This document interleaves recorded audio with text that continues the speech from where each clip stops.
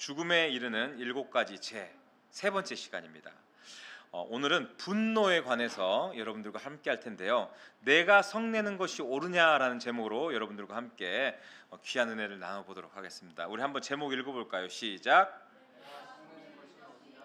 내가 성내는 것이 옳으냐. 네, 여러분들 최근에 화냈던 일 있으면 하나만 떠올려 보십시오. 화냈던 일 있으십니까? 있으세요? 우리 정각기 성도님 화낸 적 있으십니까? 화 아예 안 내실 것 같은데. 근래는 기억이 없으세요. 그러니까요.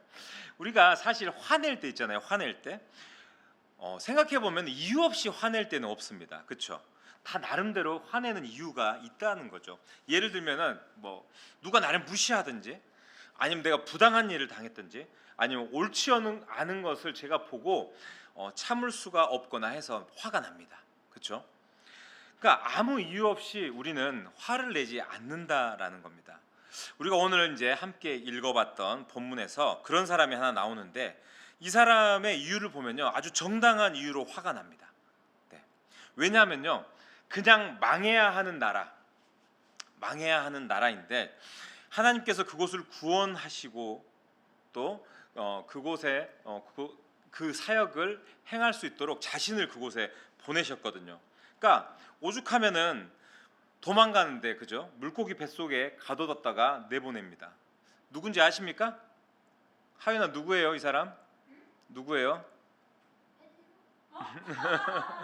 베드로는 물고기 잡은 사람이고, 물고기 뱃속에 들어간 사람 요나입니다. 요나. 네, 요나입니다. 요나. 네, 아직 초등학교 3학년은 맞추기 힘들었나 보네요. 네.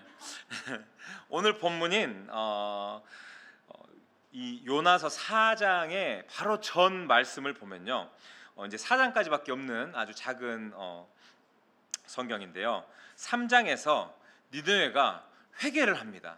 회개하면 안 되는데 회개를 해버려요. 그래서 회개하자마자 하나님께서 그 나라를 멸망시키려고 했던 그 계획을 철회하십니다. 그래서 그곳을 구원하겠다, 심판하지 않겠다라고 말씀을 하십니다. 그런데 바로 4장으로 넘어옵니다. 4장으로 넘어와서 오늘 본문인 4장의 첫 구절에 뭐라고 나오는지 한번 같이 읽어보겠습니다. 시작. 그러나 요나는 몹시 기분이 상했습니다. 그는 화가 났습니다. 네. 요나가 이 니느웨라는 도시가 살아난 순간 마음이 무너져요. 그러니까 그냥 이게 어떻게 보면은 하나님께서 하신 그 구원의 사역에 대해서 너무 속이 좁은 거 아니야라고 생각할 수도 있지만 그게 아니에요. 왜냐하면은 느느웨라는 도시가요, 아수르라는, 옛날 이제 보면은 아시리아라고 하죠. 아수르라는 고대 제국의 수도였거든요. 근데 이 아수르가 살아났다는 거예요. 여러분, 아수르 들어보셨어요? 아수르 어떤 나라인지? 정확히 성도님 처음 들어보시겠죠? 그죠? 왜냐하면 성경에 나오는 이 아수르는 어느 정도 생각하시면 되냐면요, 우리가 일제 식민지 이야기하면 어때요? 막 피를 토하죠. 일본 나쁜 놈들 막 이렇게 얘기하잖아요. 그러니까 그거 이상입니다. 그 이상으로 정말 우리가 인간으로 생각하기에는 너무한 일들을 많이 했어요. 어떤 나라냐면요, 고대 근동에서 잔혹하기로 악명 높은 제국입니다. 잔혹하기로. 아수르의 왕 중에 아슈르나시르팔 2세라는 사람이 있어요. 이 사람의 비문에 보면 이런 내용이 있어요. 제가 읽어드릴게요. 나는 반란을 일으킨 수령들을 모두 산채로 껍질을 벗겼고 그 껍질로 기둥을 덮었다. 일부는 기둥에 말뚝으로 꿰어 박았고 다른 이들은 기둥 주위에 말뚝에 묶었다. 반란을 일으킨 장교들의 팔다리를 잘랐다. 많은 포로를 불에 태웠고 많은 이들을 산채로 붙잡았다. 일부는 코를, 일부는 귀를, 일부는 손가락을 잘랐다. 다른 비문에는 또 이렇게 기록되어 있어요. 제가 읽어드릴게요. 젊은이와 노인을 포로로 잡았다. 일부는 손발을 잘랐다. 일부는 귀, 코, 입술을 잘랐다. 청년들의 귀는 한 더미로 쌓았고 노인들의 머리는 탑처럼 쌓았다. 도시 앞에 전시품으로 그 머리들을 내걸었다. 남자아이와 여자아이들은 불에 태웠다. 도시를 파괴하고 불로 소각했다. 어마어마하죠. 그러니까 아수르는 단순히 적을 이기려고 잔인했던 게 아니라요, 이 잔혹함이라는 게 국가 정책으로 체계화됐던 곳입니다. 고문하고 신체 절단하고 심리전이 이 설계된 방식으로서 이 나라가 작동을 했던 거예요. 그러니까 전쟁을 해서 적을 이기는 것뿐만이 아니라 그 저항하려는 의지 자체를 분쇄하는 게 이들의 목적이었어요. 공포 정치가. 그리고 결정적으로 나중에는 실제로 이 요나의 조국이었던 북이스라엘을 이들이 멸망시키게 됩니다. 네. 그러니까 요나는 지금 자기 민족을 장차 짓밟을 나라가, 이 정말 나쁜 나라가 회개 한 번으로 이 심판을 면하는 걸 보고서 어때요? 마음이 너무너무 분노가 일어나고 화가 납니다.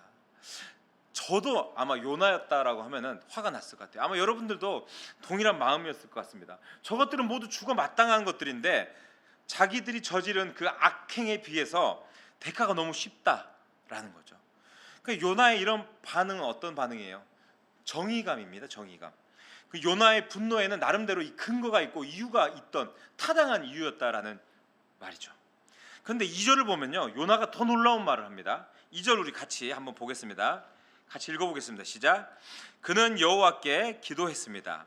여호와여, 이것이 내가 고향에 있을 때 내가 말씀드린 것이 아닙니까? 이래서 내가 서둘러 다시스로 도망간 것입니다. 주께서는 은혜롭고 동정심이 많은 하나님이시고 진노하는데 더디시고 사랑은 충만하시며 재앙을 내리는 것을 주저하신다는 것을 내가 알고 있었습니다. 네, 우리말 성경입니다. 자, 이 내용이 어때요? 그러니까 정말 하나님에 대해서 신학적으로 완벽한 고백을 하고 있어요. 하나님을 너무 잘 아는 요나였습니다. 근데 이게 더 무서운 거예요. 그러니까 요나가 처음에 도망친 이유가 이 사명이 싫어서 무서워서가 아니라는 거예요. 오히려 하나님의 그 사랑, 하나님의 자비, 하나님의 은혜가 더 무서웠던 거예요. 그러니까 요나가 니느웨가 회개하면 하나님이 반드시 용서하실 걸 알고 있었던 거예요. 그게 너무 싫은 거예요. 하나님 용서 안 했으면 좋겠어. 그냥 멸망당했으면 좋겠어요. 근데 그 상황 자체를 아예 피하려고 도망갔던 겁니다. 여러분, 요나는요, 이런 신학을 몰라서, 하나님을 몰라서 분노한 게 아닙니다. 정확히 알면서도 분노를 했던 거예요. 하나님이 어떠한 분이신지 완벽하게 아는 것과 그 하나님을 받아들이는 것은 다르다는 문제를 여기서 보여주고 있다라는 거죠.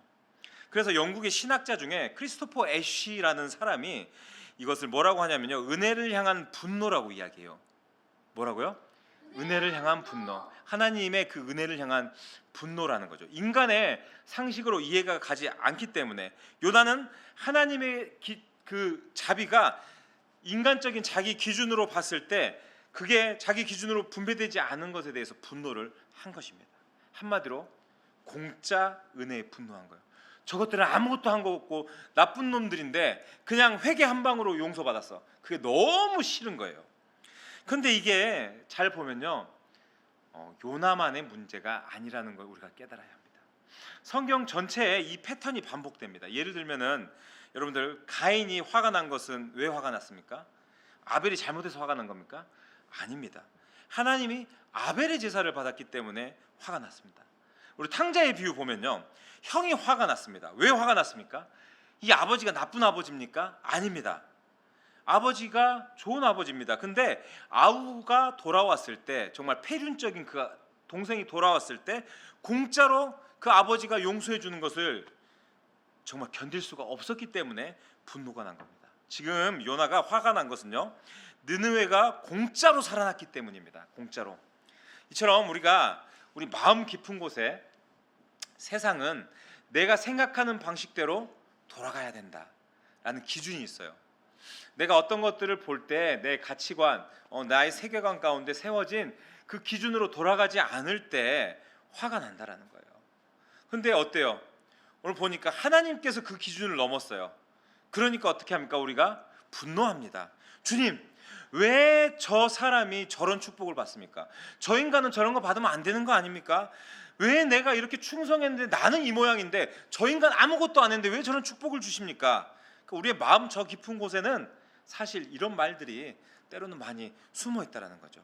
하나님 당신의 기준대로 그렇게 하지 마시고요, 당신은 내 기준대로 움직여 주셔야 돼요. 내 신앙대로 움직여 주셔야 되는 게 맞지 않습니까? 이게 요나의 분노의 진짜 뿌리라는 이야기입니다. 네. 그렇다면 이런 분노가 왜 죄가 될까요? 제가 크게 두 가지로 설명을 드릴게요. 첫 번째는요, 파괴성입니다. 파괴성. 이 분노의 파괴성. 분노는 불꽃입니다. 불꽃. 구약에서 분노를 뜻하는 히브리어가 아프라는 단어가 있는데 이 콧구멍을 가리킵니다. 우리가 화가 나면 어때요? 확 하면 이 콧구멍이 벌렁벌렁 하잖아요. 그죠? 콧구멍이 벌렁벌렁 하면서 얼굴이 달아오르면서 어때요? 콧구멍에서 뜨거운 김이 막 나옵니다. 그죠? 막 이러면서 나옵니다. 또 다른 단어는요, 하라라는 단어인데 이게 불이라는 의미를 담고 있어요. 그러니까 분노는 불처럼 순식간에 타오르면서 그 불이 타오르게 되자마자 어떻게 돼요? 관계가 타고, 그죠? 말이 타고, 그걸로 인해서 사람이 타버립니다. 그러니까 화가 나서 무심코 우리가 막 뱉어버린 말 한마디가 상대의 마음이 박혀서 어때요? 평생 비극으로 만들기도 하고 평생의 상처를 만들기도 합니다. 제가 실제로 어린 시절에 이런 말을 들었어요. 그러니까 저희 할머니, 제일 사랑하는 할머니가 일제식 사관, 일본에서 고등학교까지 공부하셨는데 어떤 얘기를 하시냐면요, 뚱뚱하면 미련하고 멍청하다고 얘기하신 거예요. 그러니까 저희 엄마도 뚱뚱하고 이 미련한 것, 나보고도 이 뚱뚱하고 미련한 것, 이런 얘기를 하시는 거예요. 그러니까 그런 사고방식으로 그냥 얘기하시는 건데 이게 박힌 거예요. 제가 30살을 넘어서까지, 장가 가기 전까지 나는 멍청하고 미련한 사람인 줄 알았어요. 나는 미련하고 멍청하고 생각이 느리다라는 그게 맞는 줄 알고 그렇게 살았습니다. 그러니까 낮은 자존감으로 이게 완전히 쓴뿌리가 돼서 세상에, 그래서 분노하고 그런 것들로 인해서 제가 마음이 세상을 향해서 삐뚤어지게 바라보는 그런 생각을 가지게 되었다라는 것이죠. 예수님께서 그렇습니다. 산상수훈에서 마태복음 5장 22절을 보면 나는 너희에게 이르노니 형제에게 노하는 자마다 심판을 받게 되고 형제를 대하여 라가라 하는 자는 공회에 잡혀가게 되고 미련한 놈이라 하는 자는 지옥불에 들어가게 되리라라고 말씀하셨어요. 그러니까 이게 형제에게 라가라, 이게 뭐냐, 골빈놈, 욕하는 거예요. 쌍욕하는 거예요. 이렇게 부르는 자는 지옥불에 떨어진다고까지 말씀하셨습니다. 그만큼 분노의 말이 주는 그 고통이, 우리가 화가 나서 뱉는 욕, 화가 나서 뱉는 그 험한 말들이, 그것으로 인해서 받는 사람 그 고통이 굉장히 심하다라는 이야기입니다. 두 번째는 뭐냐면요, 이 분노가 하나님의 의를 가린다라는 겁니다. 출애굽을 이끌었던 모세, 여러분 기억하시죠? 40년 동안 끊임없이 반역하는 그 이스라엘을 이끈, 어떻게 보면 온유한 지도자라고 할 수 있죠. 그걸 잘 참아냈으니까요. 근데 가데스 바네아에서 딱 한 번 분노를 못 참아요. 계속 불평하니까 물 내놔라 뭐하라 그래서 하나님께서 반석에게 명령해서 물이 솟아나게 하라고 했는데 화가 나니까 이 짝대기로 그냥 반석을 팍 치면서 화를 냅니다. 그러면서 물이 나왔어요. 근데 그 분노를 참지 못했던 행동, 그 행위, 그것으로 인해서 백성들은 갈증이 해갈되고 좋았지만 하나님의 그 말씀을 준엄하게 행해야 되는데 분노를 보였던 그 책임을 물어가지고 어때요? 모세는 결국에는 그 약속의 땅 가나안에 못 들어가게 됩니다. 그러니까 단 한 번의 분노 표출로 인해서 평생의 영광을 놓친 것을 보여주었다라는 거죠. 그리고 야고보서에서 이렇게 얘기합니다. 사람이 화내는 것이 하나님의 의를 이루지 못하기 때문이다라고 이야기를 합니다. 여러분, 분노 앞에서 하나님의 의는 설 자리가 없어요. 그걸 기억하셔야 합니다. 분노는 설 자리가 없습니다. 자, 이제 본문으로 돌아와서 요나에게 하나님이 물으시는 장면입니다. 우리 4절 말씀 한번 읽어보겠습니다. 4절 말씀 같이 읽어볼까요? 시작. 네. 그러자 요나는 어떻게 반응하느냐? 대답도 안 하고 성읍을 나가버립니다. 너가 화내는 게 맞아? 하나님께서 물어보니까 대꾸도 안 하고, 좀 건방질 수도 있다고 생각할 수도 있지만 나가버립니다. 그리고 성읍 동쪽에 앉아서 니느웨에 무슨 일이 일어나는지 지켜봅니다. 근데 여러분 아시다시피 이럴 필요가 없어요. 3장에서 이미 심판은 취소됐습니다. 하나님께 심판하지 않으신다 그랬어요. 그런데 거기에 앉아서 성읍이 어떻게 되는지 쳐다보고 있어요. 그러니까 마음속으로는 아직도 니느웨가 무너지길 바라는 거예요. 하나님께서 말씀 그렇게 하셨지만 저것도 그냥 뭐 진짜 불덩어리라도 하나 떨어뜨렸으면 좋겠다라는 마음 속에 간절함이 있는 거예요. 그러자 하나님께서 이제 어떻게 합니까? 요나를 위해서 박넝쿨을 예비하십니다. 그리고 그것으로 인해서 그늘이 생기고 요나가 아주 기뻐하죠. 그런데 그 다음 날 벌레를 예비해서 그 넝쿨을 갉아먹게 하시고 또 뜨거운 동풍을 예비하십니다. 그래서 요나가 뜨거운 햇볕에 지쳐서 나 죽겠다, 그냥 주님 나 죽여주십시오 이럽니다. 우리 8절 말씀 한번 보겠습니다. 제가 읽어볼게요. 해가 뜨자 하나님께서는 뜨거운 동쪽 바람을 준비하셨습니다. 해가 요나의 머리 위를 따갑게 내리쬐어 그는 힘이 빠졌습니다. 그는 죽기를 원했습니다. 요나는 말했습니다. 내가 사는 것보다 죽는 것이 낫겠습니다. 네. 3절에서도 이 말을 똑같이 했어요. 내가 죽는 것이 낫겠습니다. 근데 그 말을 또 하고 있어요. 여러분 성경을 잘 읽어보면요 참 재밌어요. 왜냐면요, 잘 생각해 보세요. 12만 명, 그 니느웨라는 그 아수르의 수도의 인구가 12만 명이에요. 정말 굉장한 대도시입니다. 근데 12만 명 목숨이 걸린 니느웨 눈앞에, 니느웨 문제 앞에서는 이 요나가 눈 하나 깜빡 안 해요. 저것들 다 죽여버리십시오. 근데 그죠? 넝쿨 하나 시들었다고 요나는 무너집니다. 네, 그렇잖아요. 넝쿨 하나에 마음이 무너져요. 12만 명 죽는 거에 아무렇지도 않다니까요. 근데 우리가 이 장면으로 진짜 요나의 분노가 어디에서 온지 알 수가 있습니다. 왜냐하면요, 어쩌면 이게 우리 모습도 이렇기 때문에 우리가 이해할 수 있는 거예요. 그러니까 저도 어쩌면 이렇다라고 생각할 수 있는 게 뭐냐면은, 나랑 직접적인 상관없고 멀리 떨어진 일, 뉴스에서나 나오는 일 보면요, 이 분노의 범위나 분노의 강도가 그다지 높지 않습니다. 그냥 뉴스 보다가 저 나쁜 놈, 그냥 그렇게 욕하는 거예요. 근데 예를 들어서 제가 한 번은 이제 예전에 김천에 있을 때 당했던 일인데, 차를 댔는데 차가 주차 라인이 좁으니까 이렇게 붙어서 댔어요. 그러니까 이 사람이 이제 운전석에 타기가 좀 힘들었나 봐요. 좀 좁아서. 그래서 제 차에 보니까 유리창에 가래침을 이만큼 뱉어놓은 거예요. 그냥 막 속에 내가 이제 CCTV 찾아서 할까 하다 그냥 제가 닦고 말았거든요. 그러니까 그게 분노가 이런 거예요. 야, 저 차 뭐야? 그래 우리 동네 차 대놓으면 주차 문제로 살인까지 난다 그러잖아요. 예. 이 동네 룰도 모르고 내가 맨날 대는 줄 알았는데 저 뭔데 여기다 차를 대? 차 안 빼? 저희 아버지도 예전에 그래서 서울에 저 이모님 댁에 갔는데, 거기 집 건물에 이제 차 대는데 다른 이제 옛날에는 지역 남바니까 누가 차 댄 줄 알고요, 그 밑에 공업사 주인이 못 있잖아요. 못을 타이어 옆구리에다가 박아놓은 거예요. 타이어 펑크 내버린 거예요. 그래가지고 저희 아버지는 또 성격이 보통이 아니니까 막 욕을 하고 난리를 쳤긴 했던 적인데, 그 사람들이 그렇다라니까요. 그러니까 내 그 눈앞에 있는 그 일 하나 가지고는 막 당장 차 빼세요 하고 할 정도고, 못을 바퀴에 박아버릴 정도로 사람들은 분노합니다. 그렇죠? 그러니까 우리가 화가 날 때는 이게 다 정의를 위해서다, 그렇게 스스로를 믿는 경향이 있다라는 거예요. 왜 그 룰을 너네가 깨느냐, 너네는 왜 이렇게 하지 않느냐라는 그런 자기만의 기준이 있다라는 거예요. 근데 가만히 들여다보면 그 저울추가 사실은 이게 나한테 손해냐 나한테 이득이냐, 그거에 따라서 많이 기울어진다라는 거예요. 그죠? 차를 타려고 하는데 불편해, 나한테 손해입니다. 네. 분노가 나오는 거예요. 네.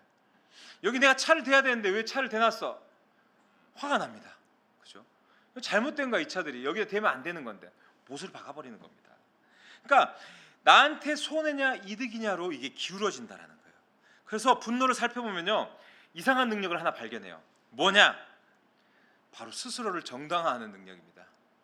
내가 화날만 했어. 네가 그러니까 내가 화가 났지. 그럼 내가 화가 난 거야. 네가 안 그랬으면 내가 화내지 않아 라고 하는 거죠. 신학자 중에 토마스 아퀴나스라는 신학자가 이렇게 얘기합니다. 분노는 언제나 정의의 깃발을 들고 행진한다. 분노는 정의의 깃발을 들고 그냥 화내지 않는다. 정의를 무너뜨렸기 때문에 내가 행진한다, 이런 말을 합니다. 그래서 분노한 사람 중에 나는 이유 없이 화가 났어 라고 한 사람이 한 명도 없습니다. 여러분, 네, 없습니다. 다들 이유가 있고 그 이유가 참 정당합니다. 분노는 분노한 다음에 이성을 끌어당겨서 자기의 변호인으로 씁니다. 그러니까 이성이 분노를 이끄는 게 아니라 분노가 이성을 지배하게 된다는 거죠. 게다가 더 나쁜 경우가 있습니다. 그건 뭐냐? 우리 믿는 사람, 그리스도인의 분노입니다. 우리가 여기서 이제 깨달아야 됩니다. 이건 하나님의 정의를 위한 거야. 이건 교회를 위한 거야. 이런 이야기를 해요. 화를 내면서 그런 걸 덧붙입니다. 요나가 딱 그랬어요. 완벽하게 신학 고백을 했습니다. 하나님은 정말 자비로우시고 사랑이 많으시고 용서하시는, 정말 완벽한 하나님의 성품에 대해서 이야기를 해놓고 완벽한 분노를 마음에 품고, 그 분노가 알지만 그래도 하나님 그러면 안 되잖아요 하고 끝까지 우긴 거예요. 이처럼 우리 분노의 저울은 우리 생각보다 훨씬 자주 나를 중심으로 기울어진다라는 것입니다. 자, 이제 다시 하나님이 요나에게 물으십니다. 9절 말씀입니다. 9절, 요나서 9절. 자, 우리 같이 한번 우리말 성경인데 읽어보겠습니다. 요 앞에 보고 읽어보겠습니다. 시작.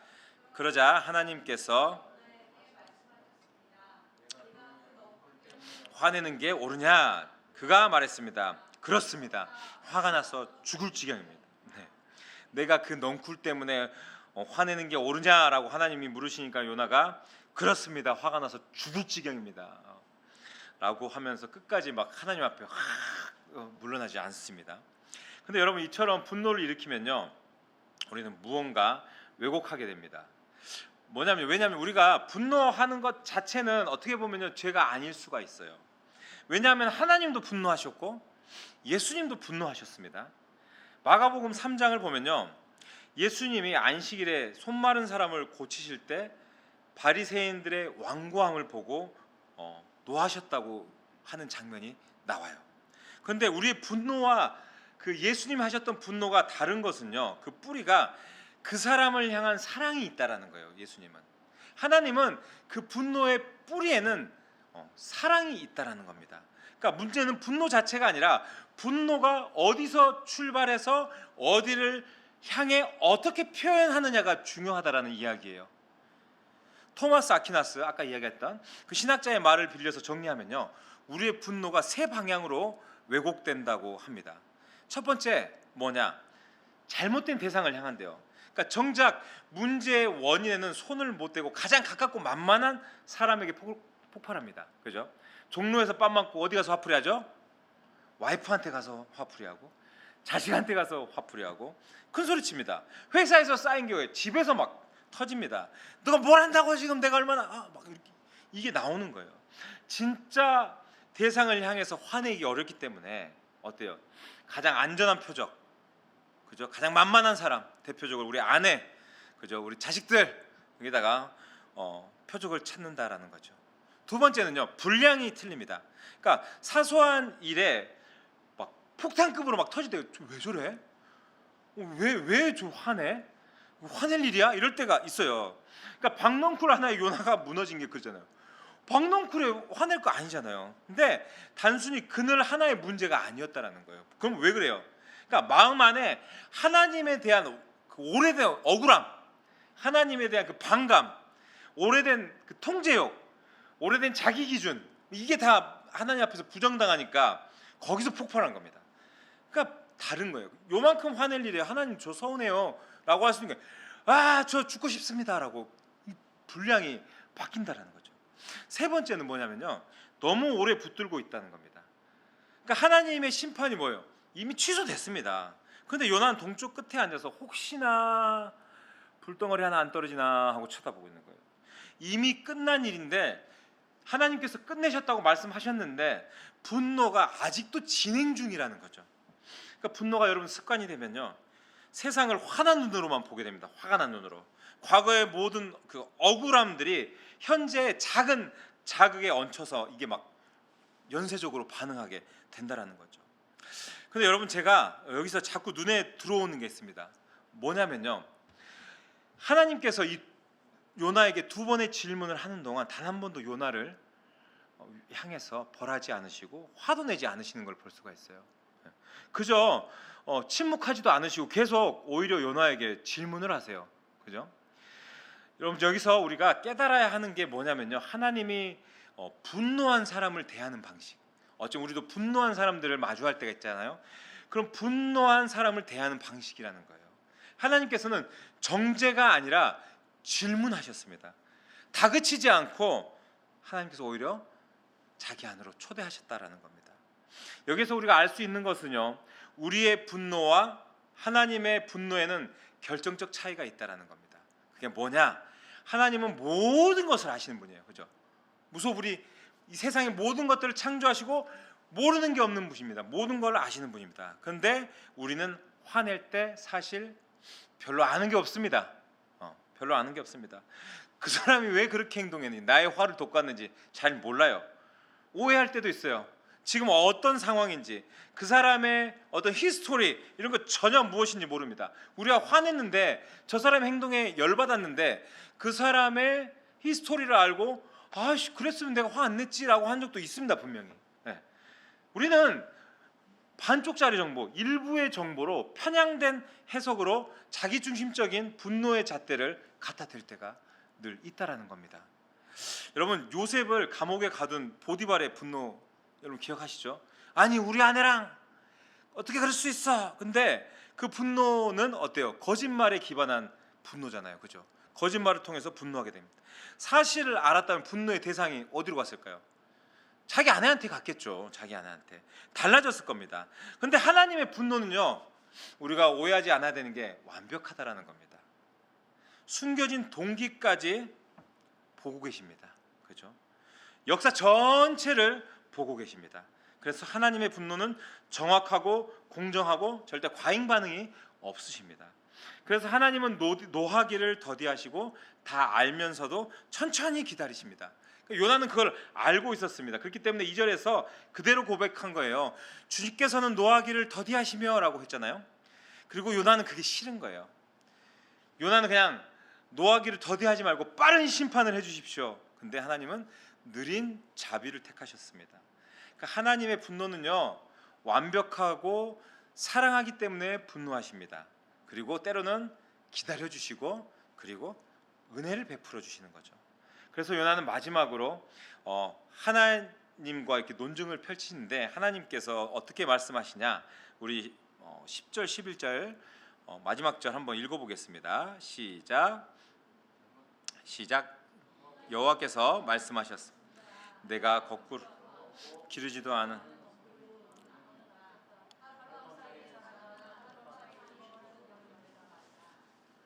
왼쪽 가운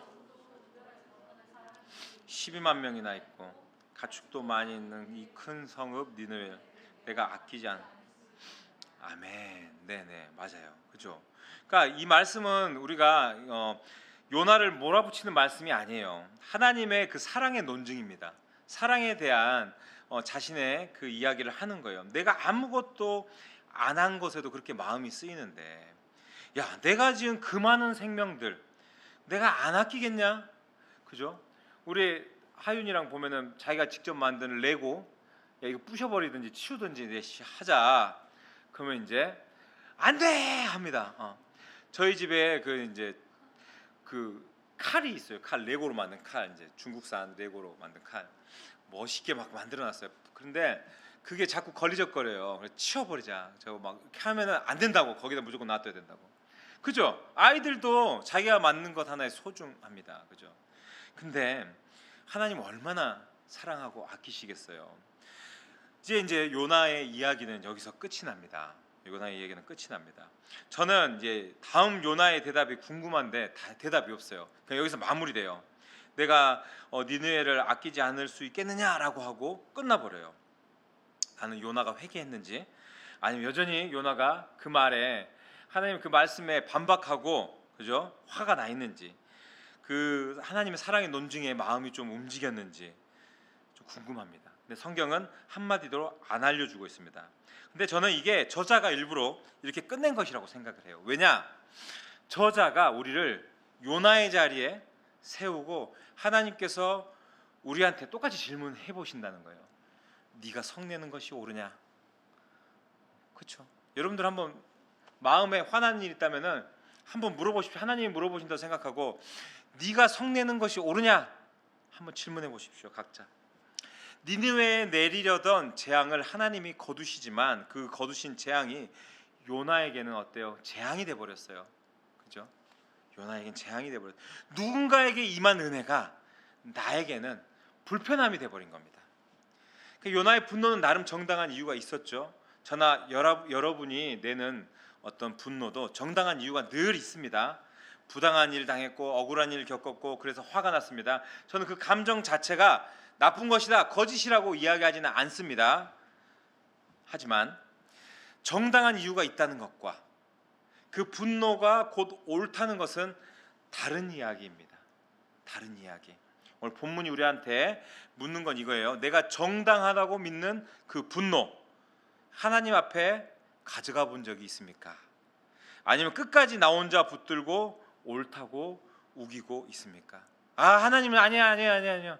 제가 맞아요. 그거 안 돼요. 그놈들은 혼나야 되는데 하나님 너무하십니다. 라고 있지 않은지. 여러분 잘 모르겠습니다.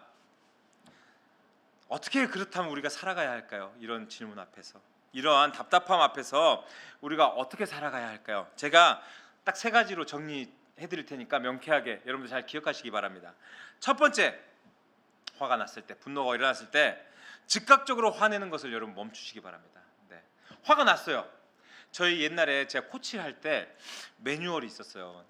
그 이제 폭행 일이 많이, 이제 옛날 운동할 때는 스파르타식이라 잘못하면 엎드려 이렇게 막 때리고 했는데 이게 문제가 많이 됐던 적이 있어요. 그래서 지침이 나왔어요. 그러니까 뭐라고 나왔냐? 화가 날 때는 일단 그 자리를 피하라. 그리고 하늘을 보고 크게 한숨을 쉬고, 이제 흡연자들은 그렇게 했어요. 담배를 한 대 피우면서 마음을 정돈해라. 진짜 매뉴얼이 그렇게 있었어요. 교육청에서 나왔던 매뉴얼입니다. 그렇게 이야기를 했어요. 그러니까 즉각적으로 화내는 것을 멈추고 이거를 넘기라는 그런 이야기였어요.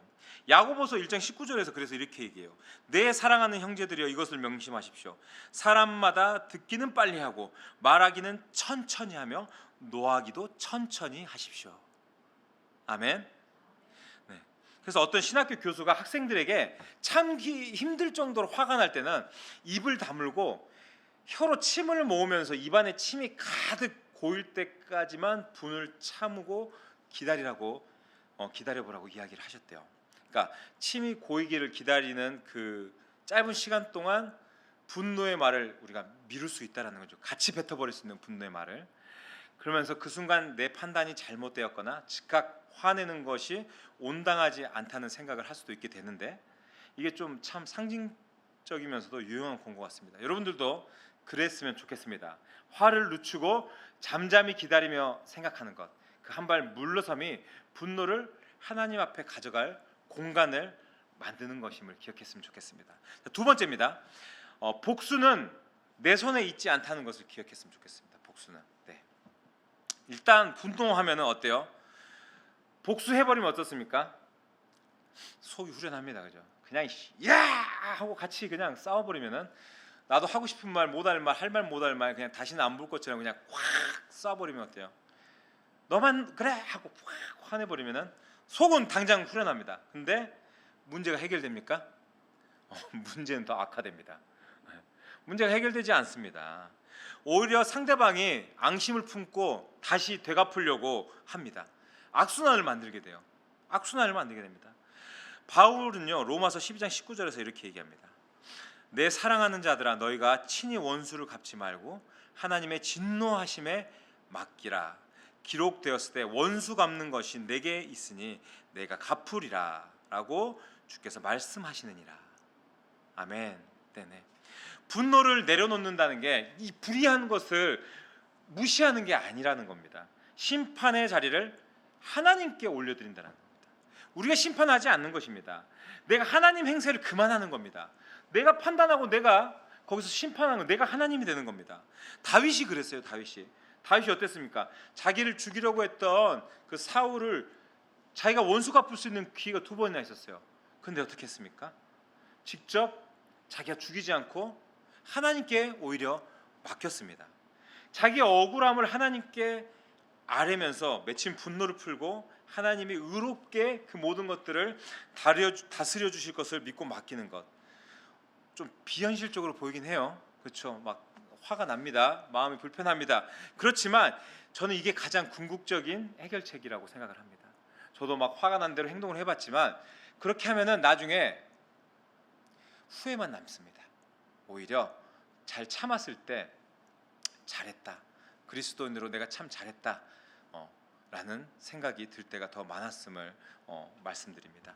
세 번째는요, 용서해야 됩니다. 용서. 그것이 이제 유일한 탈출구라는 거죠. 분노를 이기는 가장 정확하면서도 근본적인 방법이 용서예요. 정말 쉽지 않습니다. 이것도 제일 어렵습니다. 분노가 막 치밀어 오를 때 순간적으로 침 모으고 해서 멈출 수는 있어요. 기운을 누를 수도 있어요. 근데 억누른 분노는 어때요? 어느 날 막 문득 또 막 이게 찾아와요. 막 확 올라옵니다. 열받습니다. 근데 가장 확실한 방안은요, 이 분노의 뿌리를 뽑아내야 되는 거예요. 근데 그게 뭐냐? 용서라는 겁니다. 용서. 네. 저도 막 이 분노가 사라지지 않았어. 용서하지 않으니까 한동안 제 막 마음에 꿈까지 찾아왔던 사람이 있어요. 그러니까 제가 예전에 지도자 생활, 코치 생활 그만하면서 저의 흔적을 지우기 위해서 막 이제 막 모함하고 나쁘게 얘기했던 사람들이 있었거든요. 근데 그 사람이 너무 믿고 진짜 쫓아가서 한 대 때려주고 싶었는데 막 분노가 너무 막 힘들어서 꿈에서까지 나와서 그 사람과 싸우는 꿈을 꾼 적이 있어요. 그러니까 이게 안 사라지는 거예요. 막 트라우마처럼 남아서 막 이 분노가. 근데 하나님께서 말씀하신 게 용서의 방법이었습니다. 헬라어로 용서를 의미하는 단어가 아페시스라는 말인데 이게 무슨 말이냐면요, 이게 체포된 상태에서 풀어주는 거예요. 쉽습니까? 그러니까 용서는 뭐냐면요, 분노의 대상자와 또 당사자 모두를 과거의 상처에서 자유롭게 풀어주고 미래로 우리가 나아가야 하는 모습이라는 거죠. 야곱의 아들 요셉, 여러분들 기억하시죠? 요셉 이야기 어때요? 자기를 죽이려고 하다가 종으로 팔아넘겨서 지난주에 우리가 얘기했었죠. 그랬을 때 나중에는 어떻게 돼요? 총리 대신했을 때 형들이 자기 앞에 엎드렸습니다. 야, 그때 어때? 통쾌했을 거 아니에요. 야, 저 인간들 날 죽이려고 하고 팔았는데, 그죠? 나쁜 마음이면 나랑 상관없으니까 저 형들 다 복수한다고 죽여버릴 수도 있어요. 근데 어때요? 그 쓴 기억들, 쓴 뿌리들을 그냥 뽑아내고 형들을 용서하고 눈물로 막 안습니다. 저는 옛날에 창세기 이 부분 읽다가 막 울었어요. 정말 야, 정말 대단하다. 그러니까 형들에 대한 분노가 용서의 눈물로 이제 오히려 승화되어서 터져 나왔을 때 요셉은 진정한 자유를, 과거의 상처에서 온전하게 벗어나게 된 것을 볼 수가 있었습니다. 여러분, 에베소서 마지막 4장 31절부터 32절에서는 이렇게 얘기를 합니다. 너희는 모든 악독과 노함과 분냄과 떠드는 것과 비방하는 것을 모든 악의와 함께 버리고 서로 친절하게 하며 불쌍히 여기며 서로 용서하기를 하나님이 그리스도 안에서 너희를 용서하심과 같이 하라. 아멘. 네, 아멘. 여러분, 용서의 근거는 결국 하나입니다. 우리가 먼저 주님께 용서받았다는 것, 그리고 우리가 짊어져야 할 모든 심판을 예수님이 지셨다는 겁니다. 그래서 십자가 앞에 서면 우리의 분노의 칼이 어때요? 되게 초라해 보여요. 우리가 이걸 어떻게 해야지 했지만 어때요? 더한 우리를 용서하신 그 사랑, 우리를 위한 하나님의 은혜를 우리가 볼 수가 있습니다. 그래서 여러분, 용서받은 사람만이요 용서할 수 있습니다. 세상 사람들 용서 못합니다. 복수합니다. 원수 갚습니다.